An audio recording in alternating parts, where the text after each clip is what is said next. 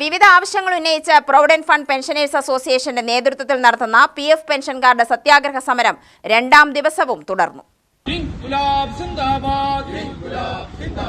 അവകാശങ്ങൾ നേടിയെടുക്കാൻ minimum pension നേടിയെടുക്കാൻ അതിനാണ് ഈ സമരം. രാജ്യവ്യാപക ത്രിദിന സത്യാഗ്രഹത്തിന്റെ ഭാഗമായി പാലക്കാട് ചന്ദ്രനഗറിലെ എംപ്ലോയീസ് പ്രൊവിഡന്റ് ഫണ്ട് ഓഫീസിന് മുന്നിൽ നടന്ന ജില്ലാതല സമരത്തിന്റെ രണ്ടാം ദിവസം ATC സംസ്ഥാന സെക്രട്ടറി KC ജയപാലൻ ഉദ്ഘാടനം ചെയ്തു.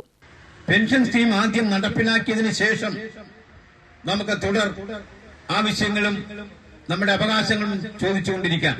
പക്ഷേ ഇപ്പൊ നമ്മൾ നടപ്പാക്കുന്നതിനെ സംബന്ധിച്ച് തടസ്സം നിന്നാൽ ഭാവിയിൽ അത് ലഭിക്കാത്ത സാഹചര്യം ഉണ്ടാകും എന്നായിരുന്നു അന്ന് പ്രതിമാൻ സിംഗ് അദ്ദേഹം പറഞ്ഞത്.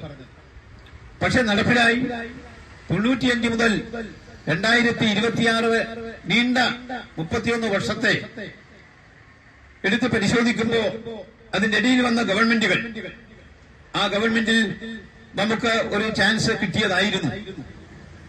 എന്നാൽ അത് എന്തുകൊണ്ടോ നടത്തുന്നതിൽ അല്ലെങ്കിൽ നടപ്പിലാക്കുന്നതിൽ ചില വീഴ്ചകൾ സംഭവിച്ചോ എന്ന് അത് പരിശോധിക്കേണ്ടതാണ്.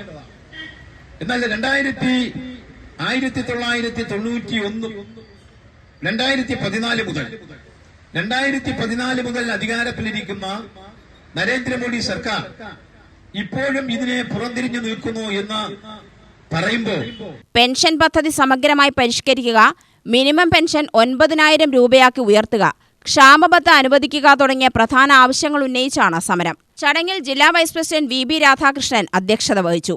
ജില്ലാ secretary R Purushothaman, vice president Manoharan, Chandran, Abdul Azeez, TS Das എന്നിവർ സംസാരിച്ചു.